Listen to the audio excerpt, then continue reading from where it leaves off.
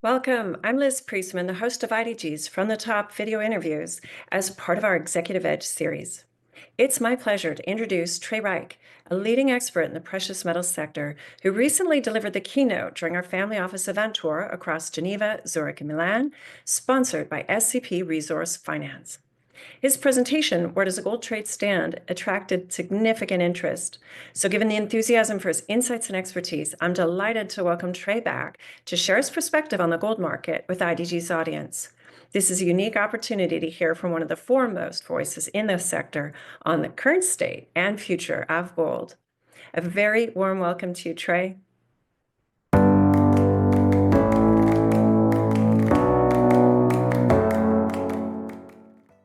Trey, let's jump right in. Since 2000, gold has outperformed all traditional assets. What factors have driven this strong performance? Well, let's see. Since 2000, gold has increased a little under 900% from 275 to about 2075.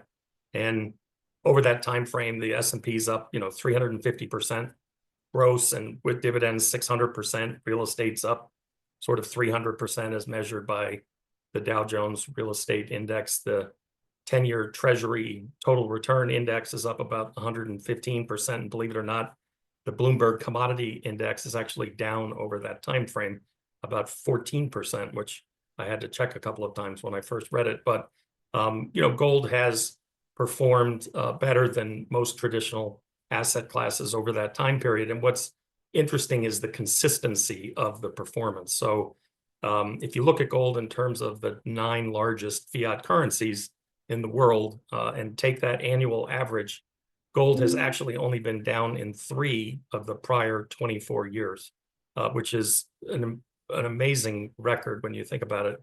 If we look at it just in terms of the US dollar, there are 3 years, which aggravatingly enough, gold was down less than 2%, so it was almost flat. But the point is there's really only 3 years in the past 24 where gold has sustained a meaningful correction. So the question becomes, well, in that time frame, there's been round trips in stocks, round trips in commodities. We've had the Fed tightening, the Fed loosening. We've had 10-year yields rising and falling.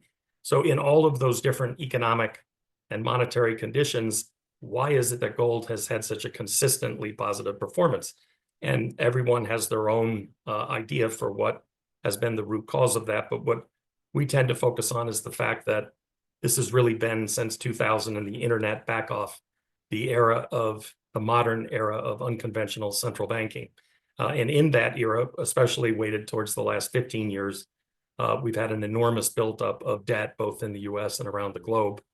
Total US credit market debt, including government and consumer debt and business debt, state and local, all told, including financial credit, is now 100 trillion, and GDP is about 28 trillion in the US. So our view is that 28 trillion cannot support 100 trillion in legacy outstanding debts without creation each and every year of about 3 trillion of new non-financial credit to service the existing debt.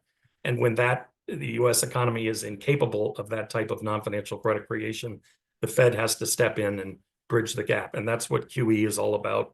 That's what ZIRP is all about. So backing up, the point is that the only way to bring this debt to GDP ratio, which is now 350%, back to some reasonable, workable, serviceable ratio to underlying GDP, we have to take about 100 to 200% out of the debt to GDP ratio. And the only 2 ways to do that are default of the debt or debasement. And gold is the rare portfolio asset that can neither default nor be debased. So in our view, that's the reason that has underpinned gold's consistent performance over the past 24 years. Global capital is seeking the protection of gold from this tower of debt outstanding. Thanks, Trey. Building on that theme, the US budget deficit has been a concern for years and appears to be reaccelerating. So how does this contribute to gold's long-term appeal? So you mentioned that there's been concerns about the deficit for years. I would say that gold bugs have been worried about the federal deficit for at least 3 decades. And to be honest with you, they don't have much to show for it insofar as markets continue to perform well. and the world hasn't stopped spinning on its axis. The irony of this is that back in the 90s, when folks were concerned about the US deficit, it was in the sort of $290 to $300 billion range. And then we even had a few years in the Clinton administration where we had 4 or 5 years of surpluses. And even prior GFC, the highest annual deficit for the US deficit was about 410 billion, which in retrospect seems like peanuts. Through the GFC, we got numbers as high as 1.4 and 1.3. And then in the COVID era, we got up to the 3.1, 2.7 trillion when we had incredible fiscal stimulus, and as well backed up by incredible monetary growth from the Fed. So what's happened recently is that rather than seeing those annual deficits start to subside back to what we would call normal, what's happened, especially in the Biden administration, is that we have normalized emergency levels of spending in non-emergency times. We're not facing a pandemic. We're not facing a depression. We're not in the middle of a global conflict. So deficits should be receding. But just last month, we learned that the fiscal 2024 deficit in the fiscal year ended September was 1.8 trillion. And the CBO is estimating annual deficits for the next 10 years in the high 1.8, 1.9, $2 trillion range. So we've normalized these, what I would call obscene levels of fiscal spending in non-emergency times. And that is really starting to, with respect to gold, I think that that's starting to get global attention. If stock bulls here in the US want to buy NVIDIA and the S&P and not be bothered is fine. But in terms of global capital, both in an official central bank capacity and in high net worth pools of investment grade capital, we believe that the thing that's really getting people's eyes is finally this doom loop that has long been postulated by market bears and gold bugs is starting to take shape, and it's in the form of these rising interest costs. So the annualized interest on the US debt is now 1.2 trillion, which is 50% larger than the entire US defense budget, which is about 817 billion. And that defense budget is as large as the next 9 largest defense budgets at countries around the world. So we're talking about real money here. And the interest burden is now second only to Social Security in terms of government outlay. So it's becoming a really unavoidably big problem. Thanks, Trey. Let me take it in a slightly different direction. How has anti-dollar sentiment become more tangible in recent years, and what role does gold play in shifting this narrative? So similar to worries about the deficit, gold bugs and bears have been worried about the dollar's collapse for decades as well, also with, quite frankly, very little to show for their trouble. What's happening here, though, is that I think really beginning with the Obama administration, with the Bank Paribas, French $8.9 billion sanction for Iranian violations, and moving through the Trump administration, which at the peak of his first term, 24 nations had been sanctioned and 6,300 individuals around the globe, and then culminating in the Biden administration's decision to not only freeze but confiscate Russian foreign exchange reserves in February of 2022. That progression has really exceeded, I think, global tolerance for dollar hegemony when it comes to the unilateral nature of the U.S. dollar and the dollar standard system. So I really believe that central bank accumulation of gold, and following the Russian FX freeze, central banks in 2022 and 23 bought over 1,000 tons of gold in each of those years, which was more than 50% higher than any year in the prior 50. So central bank accumulation of gold has really exploded.